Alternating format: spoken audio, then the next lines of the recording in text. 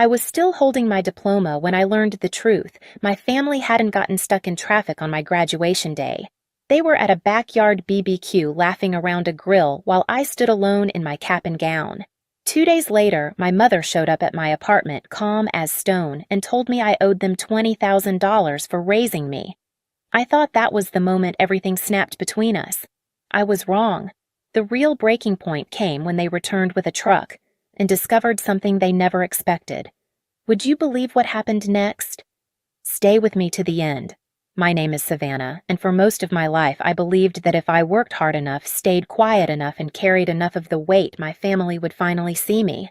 I grew up in a small corner of Seattle where the walls were thin, the bills were always late, and love sounded more like responsibility than comfort. I learned early that being the older daughter meant filling in the gaps no one talked about. By 15, I was wiping tables at a neighborhood diner to help cover utilities. By 17, I was buying my own school supplies. And by the time I got into college, I was already used to hearing my mother say, "You're old enough to figure it out," whenever I asked for help. She never said it with anger, just expectation, like it was the most natural thing in the world that I should carry what she chose to put down. Meanwhile, my younger sister floated through life like it was designed for her comfort. If she needed a ride, someone dropped everything. If she needed money, it appeared. If she wanted attention, she got it without asking. I used to think she deserved it because she was the sweet one, the baby of the family. Later, I realized she was just the one our parents liked more. My apartment now is nothing fancy. One-bedroom thin carpet, a second-hand couch that sags slightly in the middle. But it's mine. Every piece of it was paid for with my own hands, shifts at the cafe that left my clothes smelling like roasted beans, late-night grading sessions from my teaching assistant job hours spent juggling two worlds just to keep this little space afloat. When I open the drawer beside my desk, I see stacks of payments and bills, proof of how hard I fought to make it through college without sinking. People think graduation is a celebration. For me, it was a countdown. Every morning leading up to that day, I told myself, they'll come this time. They have to. I imagined my mother holding a small bouquet, my father awkwardly proud, my sister rolling her eyes but still pretending to care. I even picked a spot where I hoped they'd stand for photos. The sunlight hit that corner beautifully, but things with my family are never that simple. 2 days before the ceremony, my sister asked where I planned to eat afterward. I told her anywhere cheap was fine, and she laughed like it was a joke. My mother didn't ask about the ceremony at all. She only asked what time I worked that weekend. They never once said they were proud of me. I should have known something was wrong. I should have felt that familiar hollowness in my chest that always warned me when disappointment was coming. But hope is a stubborn thing, and I held on to it anyway. If I had known what was waiting for me after graduation, what my family would demand of me, I would have braced myself differently. Graduation day was supposed to feel like a beginning. Instead, it felt like standing in the middle of a crowded street while everyone else moved past me. I arrived early, hoping that for once my family would too. I kept smoothing the front of my gown, adjusting the cap that never sat straight, and glancing toward the entrance every few minutes. Each time the doors opened, my heart jumped, and each time it wasn't them, the jump got smaller. When the ceremony started, I tried to convince myself they were just running late. Maybe parking was a mess. Maybe my mother forgot something at home. Maybe my sister overslept. I found excuses the way desperate people find air, fast, shallow, and barely enough. But when my name was called, I stepped onto that stage, looked out into the crowd, and saw hundreds of faces, none of them familiar. The applause washed over me, warm but empty. I smiled anyway. I always smiled. It was easier than letting anyone see the truth. Afterward, I waited outside near the big fountain where all the graduates were taking photos with their families. I held my diploma, tracing the embossed lettering with my thumb, pretending I wasn't checking my phone every 15 seconds. My mentor from the university found me and offered to take a picture with me. I forced a laugh and said, "They're on their way." It felt like lying with a knife pressed just under my ribs. 20 minutes passed, then 40, then an hour. The campus emptied around me, laughter fading as graduates left with their loved ones. My mentor looked at me with a softness that made my throat tighten. I told her I was fine. I wasn't. I don't know what made me open social media. Maybe I needed a distraction. Maybe some part of me needed proof of what I already suspected. The first thing on my feed was my sister's story, a backyard BBQ smoke rising from the grill, people cheering as someone flipped ribs, music blasting. The caption stretched across the screen like a sentence, family first. I stared at it long enough that the world went quiet. Not angry, not heartbroken, just numb. That cold, floating kind of numb that leaves you feeling weightless and heavy at the same time. I didn't hear from them that night. Not the next morning either. When my mom finally texted, it wasn't congratulations. It wasn't, "We're proud of you." It was, "Call me when you get a chance." I called during a short break at the cafe the next day. The espresso machine hissed behind me, customers murmured in line, and my own heartbeat filled the silence between rings. She picked up on the third one. Her tone was strangely calm, almost rehearsed. She said she and my dad had been thinking about my future. They wanted me to step up more. They felt I should give back. I didn't understand what she was getting at until she finally said it word for word, the same way it would appear later in the thumbnail that strangers on the internet would see. "You owe us $20,000 for raising you." There was no anger in her voice, no embarrassment. It was as casual as asking me to bring milk home. I thought I misheard her. I asked her to repeat it. She did even slower this time, like I was the one being unreasonable. I stepped outside into the alley behind the cafe, leaning against the cold brick wall as she kept talking about sacrifices, about how raising a child wasn't free, about how my sister needed new things and they were tapped out. For the first time, something inside me shifted. Not a snap, not yet. Just a quiet click, like the first tooth of a lock turning. If I had known how far they would push after this, how bold, how entitled I might have walked away right then. But the real turning point was still waiting only 2 days ahead, sitting heavy in the back of a truck, rumbling toward my apartment. For the rest of that day, her words clung to me like smoke. $20,000. Not requested, expected, as if my entire childhood was a tab I'd forgotten to settle. I walked home after my shift with the kind of tired that settles in your bones, the kind you can't sleep off. Inside my apartment, I sank onto the couch and stared at the folders stacked beside my desk. Payments, bills, tuition statements, loan records, all the proof of every hour I had worked, every sacrifice I had made, just to stay afloat. I opened the drawer and pulled them out one by one, laying them across the table like cards in a game I never agreed to play. 4 years of late-night shifts. 4 years of buying the cheapest groceries I could find. 4 years of doing everything alone. If anyone owed anyone, it wasn't me owing them.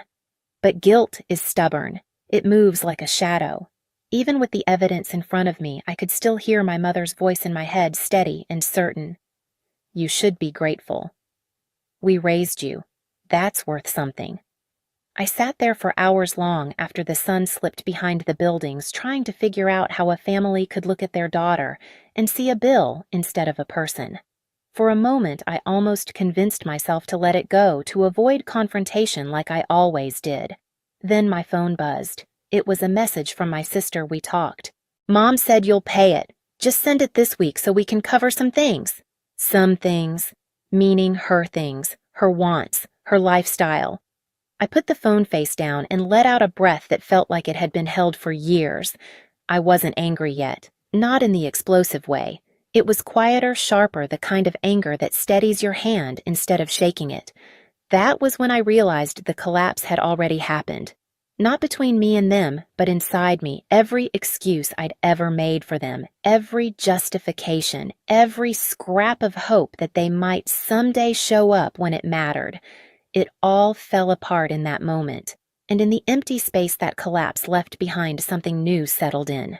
A boundary, a line. I picked up my phone and typed a single word. No, I didn't add explanations. I didn't soften it. I didn't apologize. Minutes later, my mother called. I didn't answer. She called again, then again. The tone of her voicemail shifted each time from confused to annoyed to furious. My father tried next, his voice stern, demanding. I put the phone on silent and watched the calls stack up like proof of their entitlement. The next morning, I woke to a final message from my mother. If you won't pay, it said we'll come get what we need. For a second, I thought she meant furniture or appliances, something practical. But when she added, we'll bring the truck, a cold knot formed in my stomach. They weren't coming to talk. They were coming to take. And for the first time in my life, I felt something powerful rise in me, not fear, not guilt, but readiness. If they were bringing a truck, they were about to learn exactly what I had left for them. They showed up on a Saturday morning just after 9, when the hallway of my building was usually quiet except for the hum of someone's dryer down the hall. I heard the truck before I saw it, the low, heavy rumble vibrating through the thin walls like a warning. When I stepped to my window, I saw it parked across the sidewalk, blocking part of the entrance. My mother sat in the passenger seat, arms crossed. My father climbed out first, tugging at the tailgate as if he owned the entire street. My sister followed, phone in hand, recording like she was about to witness entertainment. For a moment, I just stood there, watching them from the second floor, feeling the familiar pull in my chest, the old instinct to shrink, to brace myself to get ahead of their mood before it hit me. But something in me stayed perfectly still, like the calm before a storm I was finally ready for. A knock rattled my door. Not polite, not hesitant. My mother's voice followed, sharp and clipped. "Savannah, open up. We're not playing games today." I opened the door only halfway. My mother pushed it wider without asking, stepping inside as if the apartment was her property. My father came in behind her, already scanning the room as if deciding what he would take first. My sister lingered at the doorway, the camera still rolling. So my mother said, looking around like she was disappointed by how tidy everything was, "Let's make this easy. You owe us $20,000, you said no, and now we're here to collect what balances that out." Her casual tone was worse than yelling. It was entitlement distilled, delivered like a business transaction she'd already decided was final. I stepped back toward the table where I'd laid everything out the night before. Payments, bills, tuition statements, loan records, proof, the paper trail of 4 years of survival. "You're not taking anything I said," my father scoffed. "You don't decide that." "Yes," I said quietly, "I do." My mother's eyes narrowed the way they always did when control slipped out of her fingers. "Don't make this harder than it needs to be." I reached for the folder and set it on the table, flipping it open so they could see. "Everything I paid," I said. "Everything you didn't." My sister lowered her phone a little, her expression shifting as she realized this wasn't going the way she expected. My mother crossed her arms, impatient. "We're not here to argue math, Savannah. It's not math," I said. "It's truth." I picked up the stack and handed my father the first set of statements. "Here, rent. Not a single month from you. Another stack. Utilities, groceries, my textbooks. Nothing from you.